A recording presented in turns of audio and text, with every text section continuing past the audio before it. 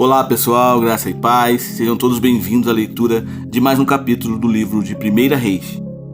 E hoje vamos ler 1 Reis, capítulo 7, a construção do Palácio de Salomão. Diz assim a palavra de Deus. Salomão levou 13 anos para terminar a construção do seu palácio.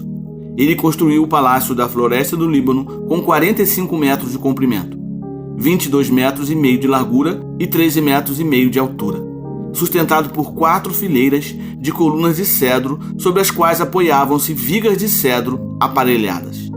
O forro que ficava sobre as vigas que se apoiavam nas colunas era de cedro. Eram 45 vigas, 15 por fileira. Havia janelas dispostas de 3 em 3, uma em frente da outra. Todas as portas tinham estrutura retangular.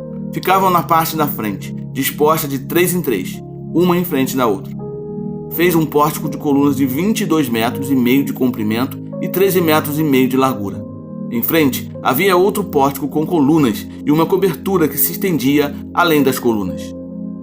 Construiu a sala do trono, isto é, a sala da justiça, onde iria julgar, e revestiu-a de cedro desde o teto até o chão.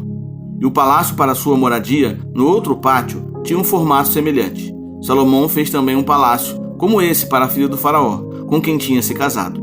Todas essas construções, desde o lado externo até o grande pátio e do alicerce até o beiral, foram feitas de pedras de qualidade superior, cortadas sob medida e desbastadas com uma serra nos lados interno e externo.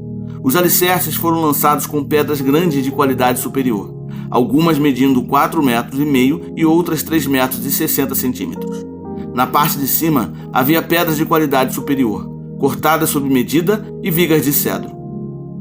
O grande pátio era cercado por um muro de 3 camadas de pedras lavradas e uma camada de vigas de cedro aparelhadas, da mesma maneira que o pátio interior do templo do Senhor com o seu pórtico.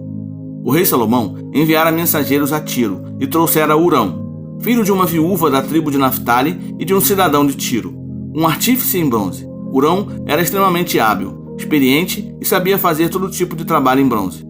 Apresentou-se ao rei Salomão e fez depois todo o trabalho que lhe foi designado. Ele fundiu 2 colunas de bronze, cada uma com 8 metros e 10 centímetros de altura e 5 metros e 40 centímetros de circunferência, medidas pelo fio apropriado. Também fez 2 capitéis de bronze fundido para colocar no alto das colunas. Cada capitel tinha 2 metros e 25 centímetros de altura. Conjuntos de correntes entrelaçadas ornamentavam os capitéis no alto das colunas, 7 em cada capitel. Fez também romãs em 2 fileiras que circundavam cada conjunto de correntes para cobrir os capitéis no alto das colunas. Fez o mesmo com cada capitel. Os capitéis no alto das colunas do pórtico tinham um formato de lírios, com 1,80 m de altura. Nos capitéis das 2 colunas, acima da parte que tinha formato de taça, perto do conjunto de correntes, havia 200 romãs enfileiradas ao redor. Ele levantou as colunas na frente do pórtico do templo. Deu o nome de Jaquim à coluna ao sul e de Boaz à coluna ao norte.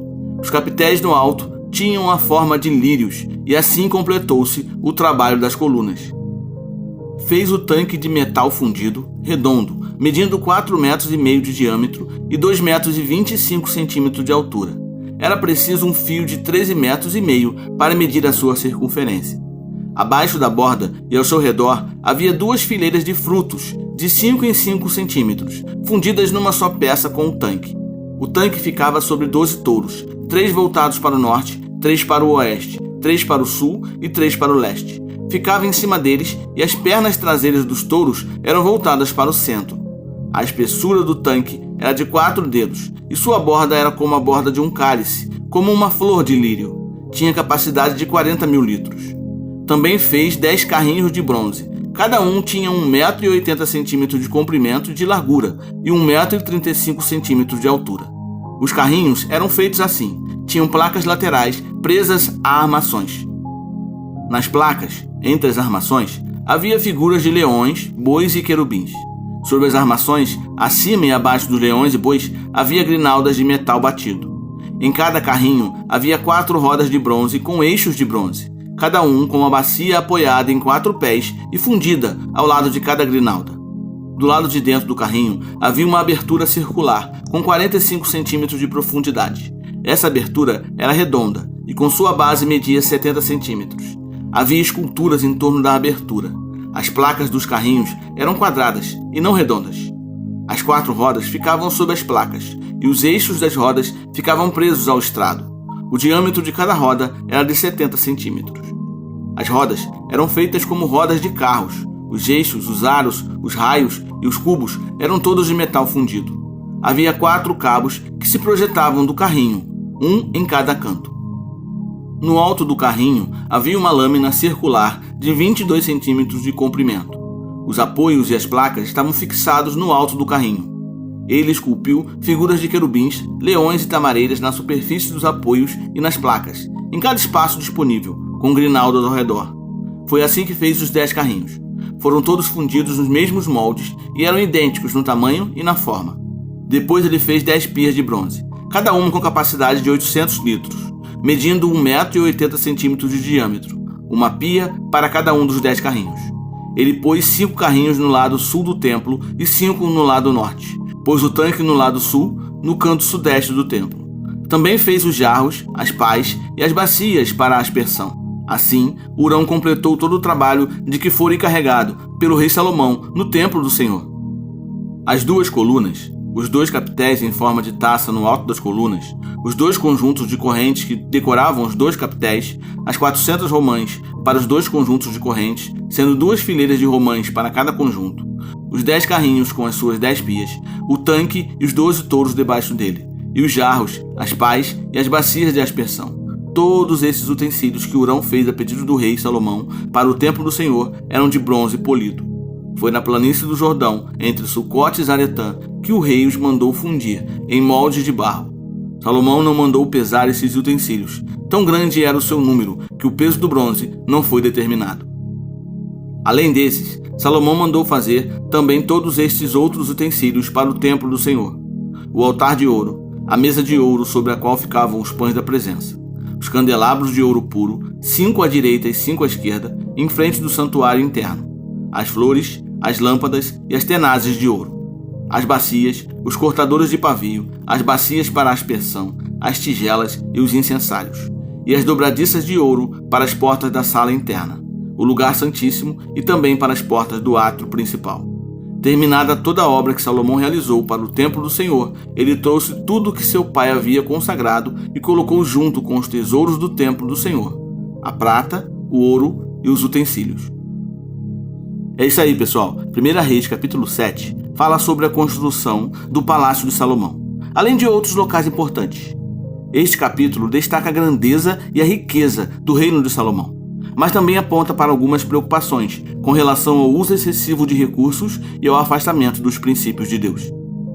O Palácio de Salomão foi construído após a conclusão do templo. Ele levou 13 anos para ser finalizado, enquanto o templo levou 7. O palácio era uma estrutura impressionante, feita de pedra de qualidade excepcional, trazida de longe. Possuía um pátio interior feito de cedro do Líbano, com colunas de cedro que sustentavam um teto também de cedro. Além do palácio, Salomão construiu uma casa semelhante para sua esposa, a filha do faraó do Egito, bem como outros edifícios importantes, como um pórtico semelhante ao do templo. Ele também construiu o Palácio da Floresta do Líbano, que era uma estrutura impressionante, com colunas em toda parte e uma grande piscina de bronze no centro. O capítulo também menciona a fabricação de móveis e utensílios para o templo, como o altar de bronze, as pias de bronze, os castiçais, as mesas e os utensílios para a mesa do pão da presença. Irã, um habilidoso artesão, foi responsável por fundir esses itens em bronze.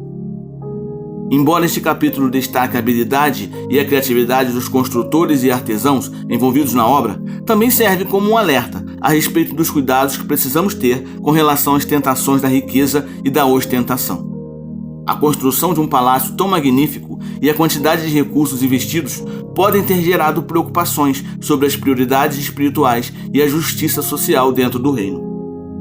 Lembre-se, precisamos buscar o equilíbrio entre a prosperidade material e a fidelidade a Deus. Devemos estar atentos para não sermos levados pelo luxo e pela busca de riquezas, se esquecendo das coisas de Deus. Que busquemos em primeiro lugar o reino de Deus e a sua justiça. Pense nisso. É isso aí, pessoal. Que bom conseguimos ler mais um capítulo do livro de 1 Reis.